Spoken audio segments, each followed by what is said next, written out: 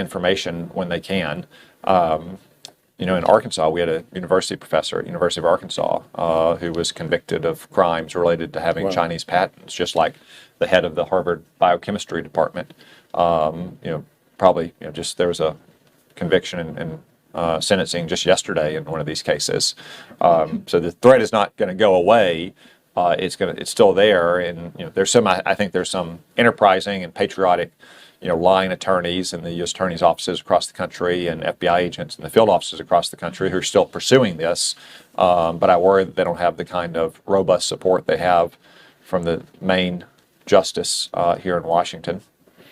In talking about whether they're foreign students, foreign workers, whatever it is from China, I think people they're assuming that those people are in a similar situation to someone coming from, say, India or Japan or England, when in fact their family members at home, in a sense, are kind of hostages. So that even if somebody comes here as a student from China or a foreign worker or what have you, even if they really don't like the CCP very much or aren't really connected to the PLA, they don't really have any choice if those institutions want to apply pressure to them. Isn't that one of the real dangers here? Yeah, it's a severe danger. And as you say, especially if you're from a friendly nation, a democratic nation like the United Kingdom or Italy or Japan or Brazil, you're not going to face that kind of coercion that threats could happen to your family back home. In China, that is a tool of statecraft, and I think it's important. We've made the distinction here a few times between Chinese Americans, Chinese nationals who've naturalized here, had parents or grandparents or great-grandparents going back decades who've naturalized here and are fellow citizens, and Chinese nationals, subjects of the People's Republic of China who are here on some kind of immigration status. We make that distinction. It's important to understand that Xi Jinping and Chinese communists don't make that distinction. So this is a risk even for Chinese Americans, even for those people who have immigrated here and become citizens. As long as they have family back in mainland China, Xi Jinping and the Chinese Communist Party views those American citizens as theirs. Interesting. And that risk is even doubly true when you're talking about Chinese nationals who are here on some kind of immigration status. That's why you see on university campuses, in many cases, the Confucius Institutes or whatever they're calling themselves now become, in effect, enforcers for the Chinese Communist Party. They're collecting on fellow Chinese nationals, or in many cases, Chinese Americans who still have families back in mainland China, if they're protesting, for instance, about Tibet, or protesting about the Uyghur people who are subject to genocide in northwest China, if they're protesting about Hong Kong. It's a pervasive threat. That's just probably the most public aspect of it. But it's also true, again, if you yourself, as a young Chinese national, would simply like to get a world-class education at one of our great institutions and don't really want to spy for the Communist Party, that you're subject to a lot of pressure and coercion because your family is still back in the mainland. Right. There's another immigration issue that China figures into. It's not really so much a security issue, but it is important, and this is the recalcitrant countries. It's kind of the shorthand term for it, because a lot of countries don't want to take back their own citizens if they've committed a crime and are deportable. And in a sense, you could sort of understand it. It's sort of a hot potato. It's like, well, these people are your problem now. China's one of the worst offenders in this regard. And what is it? I mean, what can we do more to actually apply pressure? Yeah, so an insane Supreme Court decision a couple decades ago says that if we have an illegal alien in our country, they've been ruled deportable under our laws, but their home country won't take them back, then we're just stuck with them. And after about 6 months, we have to release them into the country, even though the law has already adjudicated them as not lawfully present. This is oftentimes a bigger problem under Democratic administration. Sometimes it gets better under Republican administration, as it did under the last one. The Trump administration was pretty good about using diplomacy and where necessary pressure to force countries like, say, Sierra Leone to take back more of its foreign nationals. China obviously is a different case. They've got a lot more leverage than smaller countries. But the Trump administration was successful somewhat there too, but the Biden administration has, again, totally abandoned that, I think, through a combination of opposition to anything Trump did and undertones of racism and nativism and xenophobia and just kowtowing to Chinese communists. There are things we can do to put pressure on them. I'd suggest that most of what we should do is probably targeted towards Chinese Communist Party officials and Like the immigration denying system. visas to their families, that sort of thing? Yeah, denying visas to their families, denying student visas to their families. A lot of them use the so-called reporter visa to send in what are basically their propagandists.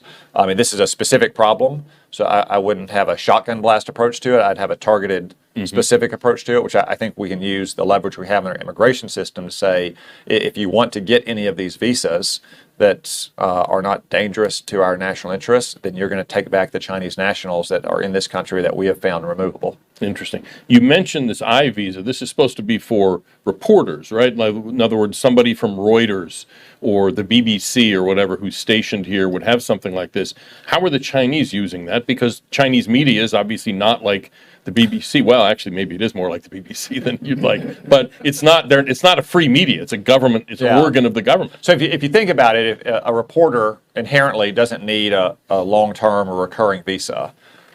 I'm sure the Chinese communists are granting our reporters free and open access to Wuhan to research what happened there. And the Uyghur camps 3 years too. ago, or the Uyghur camps as well. But typically you're coming in, or you like going to report on the Olympics, or Right. coming here to report, like if Xi Jinping were to come for a summit in 2 years, coming here to report on something like that. So they're supposed to be more, they're short term, they're more targeted.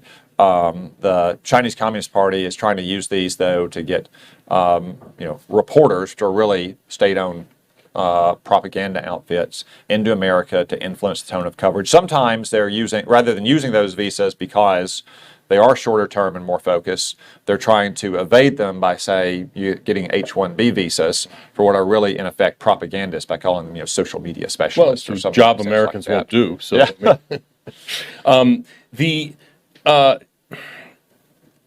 I don't know if you dealt with this in your book, Only the Strong, but there is sort of a broader issue, and you've alluded to a number of times, that I don't think we are envisioning dealing with the People's Republic of China in a different way than we deal with other countries. It was, in a sense, it was a lot clearer when we were dealing with the Soviet Union. Everybody sort of got that there was a threat from the Soviet Union. There seems to be. Let's not. Okay. Well, some people pass through rose-colored glasses. Okay, a lot of Democrats like Joe Biden and John Kerry didn't quite get it. That's a good point. That's a good point. But I mean, I think it was. Let's say it was more broadly understood that the Soviet Union, what kind of threat it was.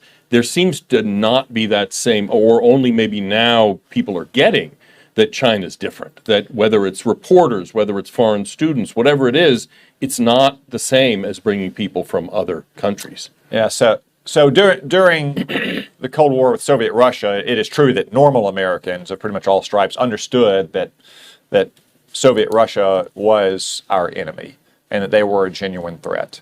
I don't think you have that same whatever Joe Biden and John Kerry and Mike Ted Dukakis Kennedy and all the rest thought. But just normal Americans across the country understood that Soviet Russia was a genuine threat and the chief threat we faced. I don't think you have that same widespread perception about China, even though China is deeply unpopular. They were deeply unpopular with the American people before the coronavirus pandemic as well. There's lots of opinion polling that suggests that. I don't think that as many Americans view them as an enemy, though, and that's in large part, again, because our political class for 30 years kind of worked together to cast them as a partner, that China's peaceful rise was going to somehow be beneficial for American workers and American communities and families, and that's simply not been the case. It shouldn't have been perceived that way at the time. There are plenty of people who oppose, for instance, the annual certification of most favored nation status for China. Bill Clinton used this as a campaign issue in 1992. There were some people who opposed strongly the granting of permanent most favored nation status and accepting China's entry into the World Trade Organization, which really set off in 2000, 2001, the so-called China shock that accelerated the outsourcing of wholesale industries to China. But again, this was celebrated. defended, promoted by our political class. Even though it was widely known, I mean, it's not, we have translators, you don't have to speak Mandarin. I mean, people knew that Deng Xiaoping used to talk about biding your strength and hiding your strength and biding your time. Like, when communist nation says we're going to hide our strength and bide our time, you might want to take note of that and not do anything to give them more strength, which is what we did. We basically fueled the rise of China. And now it's a threat unlike, I'd say, anything our nation has ever faced. Much different, and in my opinion, more dangerous than the Soviet-Russian threat, because Soviet Russia was not so deeply entangled with America's economy. We had largely two separate trading blocks in the world. There was some trade between our nations, but very, very little. Therefore, and economically, they were much more anemic and economically, weak, they were always much smaller than America, and or when you look at the free world and the Warsaw Pact bloc in the Cold War combined, the economies just nothing like each other. Whereas China's economy is now almost the size of our own economy. And again, the influence we see here in America is pervasive across the world as well. Olaf Scholz, the German chancellor, just traveled to China with kind of their equivalent of the Chamber of Commerce, the National Association of Manufacturers, and basically kowtowed to Xi Jinping, repeating the exact same mistakes with Xi in China that his predecessors committed with Vladimir Putin in Russia, making Germany ever more dependent and entangled on access to the Chinese market and imports from China that companies have opened up there. So we've never quite faced a competitor that has an economy that can rival ours, therefore that can fund a military that can rival ours, and that is so deeply entwined in our own economy. That's why I've called for some time, I issued a report on this in the last Congress, for what I call strategic decoupling. We need to look at the areas where we're most vulnerable to China and start to unravel those vulnerabilities. Sometimes it's going to be cutting edge things like China's cornering of the market in what's known as rare earth elements. Now, the irony is they're not that rare at all. You could probably go dig some up on the National Mall if you wanted to. What is rare is the mining and the manufacturing and the processing of them, which we've outsourced almost entirely to China. But sometimes it's very low-tech, commonplace things like the ingredients for basic pharmaceuticals, things like heparin or acetaminophen, ibuprofen, penicillin. We just don't really make that in America anymore. It can be made in advanced countries. I mean, about a third of what we use here in America is from places like Japan and Austria and Italy. So it can be done in a cost-effective way, and preferably it'd be done here, but at least it shouldn't be done in China, our main rival. We need to unravel all of these dependencies. If you buy your kids plastic toys for Christmas, or you get your fake Christmas tree from China, that's probably not going to put us at great risk in America. But if you're getting life-saving medicines or medical equipment, or the kind of inputs like those rare earth elements that are essential for every modern electronic device, that's a grave exposure that we never had with Soviet Russia. So I know we only have a couple minutes left. I wanted to ask you about immigration maybe a little more broadly. What are you looking forward to seeing both in the lame duck session and then in the new Congress? What are you planning on doing? What do you think we're going to be seeing? Well, not looking for what Chuck Schumer and all those Democrats were talking about yesterday, which is some kind of mass amnesty. What's going to stop them, though? That's the issue. I don't think they're going to be able to. They won't get 60 votes for that in the Senate. Okay. And I don't think they'd get 60 votes even if they put something more targeted into any kind of year-end spending bill. Obviously, in the new Congress, we'll have a Republican majority that I hope will be able to block the worst proposals that we were trying to fend off over the last 2 years when Democrats controlled both chambers. Unfortunately, some Republicans, I think, have softer views on immigration than I think our party should have. One thing, though, that we haven't really discussed at length today, which is on the minds, foremost on the minds of most Americans, is the fiasco at our southern border. And I think even though that's a separate issue from legal immigration or non-immigrant visas, the security of our southern border is kind of a threshold issue, and that if the Biden administration doesn't take more steps to get the border under control, it'll be hard to find any kind of consensus immigration approach that can earn my support or probably the support of most Republicans. Do you get the sense from any of your Democratic colleagues that even if, say, especially with the end of Title 42, that they're kind of looking into the abyss there? I mean, this administration has used Title 42 as the only limited immigration control measure that's there, and that's going to turn into a pumpkin in next month. Yeah. Is there no one on the Democratic side who realizes that maybe this is at least a political problem, if not a I think so. policy Well, one? I think you saw a few throwaway votes, that were then highlighted in campaign ads by Democratic senators up for re-election. So they recognize this as a political problem for Right. them. Now they may think that because they had a better than expected election result, that they dodged a bullet and it's not that big an issue.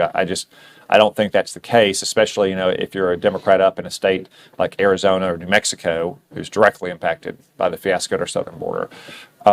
You probably shouldn't think that, but really, I mean, when more than 100,000 Americans are dying each year from drug deaths, and that increase over the last 10 years is almost entirely attributable to synthetic opioids coming from Mexico. I mean, every state's a border state. Right. Whether it's West Virginia, Ohio, Pennsylvania, Wisconsin, Montana, just to name a few places where you have Democratic senators up for re-election. So I hope my Democratic colleagues take it more seriously, but I so far have not seen much evidence of that. We only got a minute or two left. I wanted to give you a chance to sort of talk a little bit about your new book, just the title, and as they say, when you talk about a book, you want to repeat the title over and over again. So it's called Only the Strong? Yeah. And what's the punchline? Only the Strong is the punchline, you'd say, is probably the subtitle, Reversing the Left's Plot to Sabotage American Power, because the sense of decline that so many Americans have today is both genuine and real, but it's also not an accident. It's not bad luck. It didn't just happen because Joe Biden or Barack Obama are president. They want American power to decline. They want America to retrench and pull in its horns and become a more normal nation. This is going back 100 years to the Progressive Era with Woodrow Wilson, the patron saint of the progressives, who openly rebuked and repudiated the Declaration and the Constitution and the moral foundations of America. Once you do that, it's not a very long step to get to where you were in the 60s and 70s with the Blame America First Democrats, as the great Gene Kirkpatrick called them. I'm not saying that they're un-American. Well, I'm not saying they're necessarily un-American, although a lot of them are. I'm saying that they think that America is more likely to be a source of war and arrogance and oppression in the world than safety and freedom and prosperity. And therefore, they undermine the wellspring and the foundation of American power. That's true of our military. That's true of American energy production. It's true of our immigration system. Yeah, that's what I was going to ask, is how does the immigration figure into that? So, I mean, a nation without borders is not a nation. I mean, it's the most fundamental thing. Like, you look at a map, any 5-year-old can look at a map and see what makes a country, at least at the most elemental level.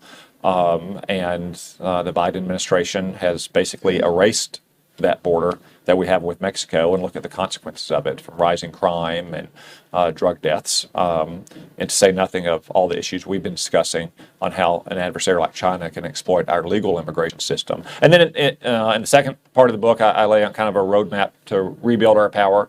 We've been in dire straits before. Look, it only took one election in 1980 to help turn things around, even after a disappointing midterm election in 1978. So it's kind of a history of how we got to where we are, how the Democratic left has been intentionally and purposely sabotaging American power, and how we can rebuild it. Well, good. I know you have to run. You've got another appointment. I really appreciate it. Senator Tom Cotton. The book is Only the Strong. I assume it's on Amazon. And you announced you've not thrown your hat in the ring for 2024. Is that correct? Yeah, so we have a 7-year-old and a 5-year-old. And I'm pretty sure Republican primary voters can find another nominee, and probably a good one. But I know my boys won't be able to find another dad to teach them how to hit a fastball and read a book over the next 2 years. Okay, well, you focus on that. I appreciate your coming in. I just want to do a plug. This whole program is going to be on our website at cis.org. We have a website. We have a podcast, Parsing Immigration Policy. Maybe actually we'll see if you'd be as willing senator to come on at some point, maybe next year. You're going to be reintroducing the RAISE Act. Is that correct? I am, with Senator-elect Katie Britt as a new co-sponsor. Oh, okay, good. She's a new incoming senator from Alabama. Is that correct? Yeah. Very good. Well, thank you very much. Thanks for everybody for coming, and we'll look forward to what you're going to be doing in the next Congress, Senator. Thank you, Mark. Thank you. Thanks, CIS. Yeah.